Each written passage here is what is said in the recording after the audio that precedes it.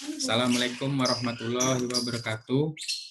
Perkenalkan, nama saya Yuliza Priasto dengan NIM 2017 101 103 11365 dari Fakultas Hukum Universitas Muhammadiyah Malang. Di video kali ini saya akan mereview 5 artikel jurnal guna untuk pemenuhan tugas mata kuliah Manajemen Law Frame yang diampu oleh Bu Tinu.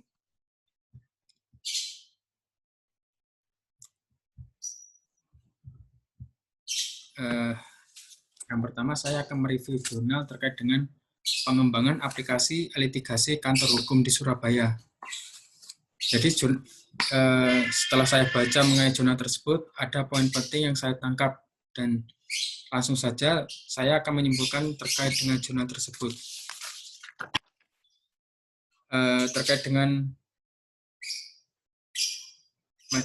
pengembangan aplikasi litigasi kantor hukum di Surabaya, dapat ditarik kesimpulan yang pertama, itu perkembangan teknologi informasi merubah tantangan berbagai jenis model bisnis yang disebut dengan era disruption, di mana pengembangan teknologi pada suatu industri berpotensi menggantikan pemain-pemain lama dengan pemain-pemain baru.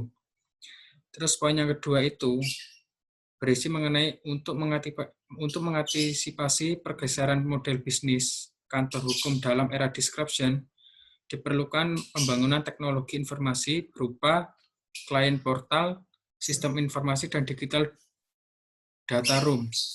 Terus poin yang terakhir itu dengan diberlakukannya peraturan Mahkamah Agung Republik Indonesia nomor 1 tahun 2019 tentang administrasi perkara dan persidangan di pengadilan secara elektronik, maka pengembangan konsep KMS dan EDRMS pada kantor hukum sangat diperlukan mengantisipasi penerapan aplikasi e-court dalam layanan jasa hukum litigasi di pengadilan.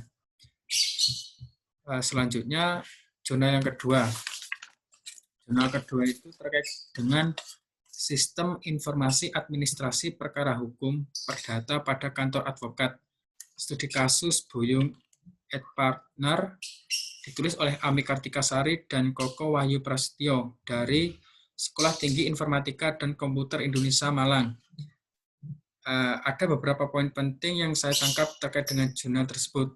Jadi, yang pertama itu, dari perencanaan dan pengembangan sistem informasi administrasi perkara hukum perdata pada kantor advokat dapat disimpulkan bahwa sistem dapat mempercepat pengarsipan berkas perkara hukum perdata di kantor advokat Buyung et Partner dan mempermudah penjadwalan advokat pendamping sidang.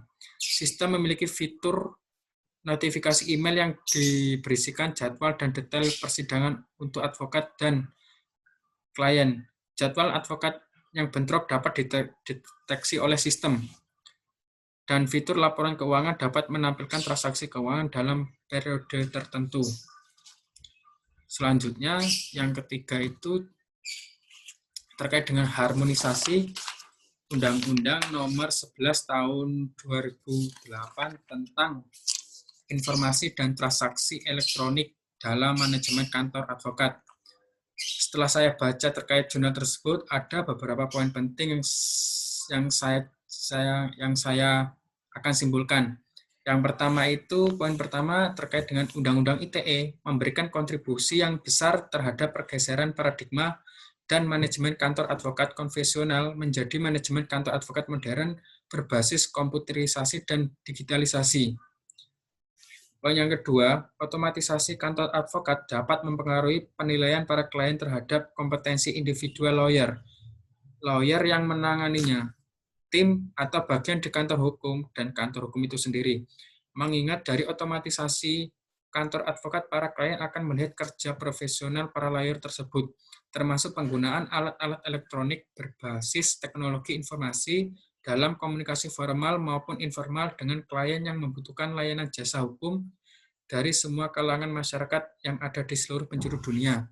Dan yang poin terakhir itu terkait dengan kriteria yang digunakan untuk mengukur kadar kompetensi lawyer seiring semakin majunya perkembangan teknologi dan informasi modern secara global.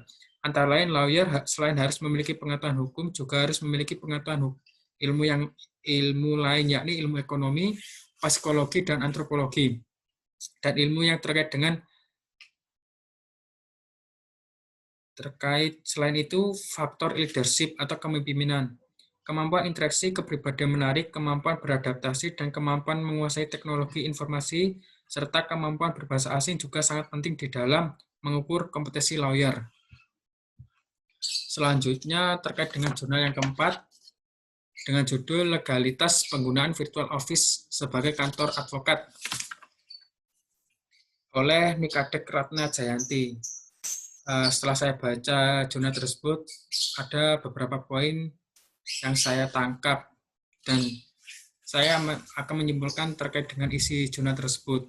Yang pertama itu hubungan hukum antara pemilik virtual office dengan advokat yang menggunakan virtual office sebagai kantor advokat adalah hubungan hukum berdasarkan perjanjian sewa menyewa. Pemilik virtual office berkedudukan sebagai pihak yang menyewakan, sedangkan advokat berkedudukan sebagai pihak menyewa. Hubungan hukum tersebut dituangkan dalam perjanjian tertulis. Dan yang terakhir, terkait dengan kualitas pelayanan di kantor hukum, advokat pengacara Iwan Kusuma Putra, SH Tanjung Pinang. Jadi isi dari jurnal tersebut itu yang saya baca, yakni berdasarkan penelitian yang dilakukan, maka dapat disimpulkan bahwa hasil tingkat kesesuaian antara harapan dan kenyataan dengan nilai tertinggi dari penilaian responden terhadap kinerja pelayanannya itu indikator tangible dengan tingkat kesesuaian yang cukup besar sebesar 59,7%.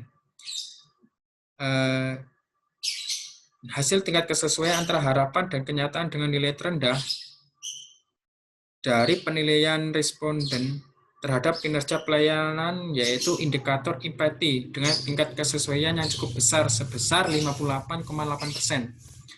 Jadi kualitas pelayanan pada kantor pengacara Iwan Kusuma Putra SH Tanjung Pinang cukup baik dengan rata-rata 2,78%. Jadi itu saja review dari saya terkait dengan review 5 jurnal. Jadi apabila ada kesalahan, mohon maaf. Dan sekian dari saya. Wassalamualaikum warahmatullahi wabarakatuh.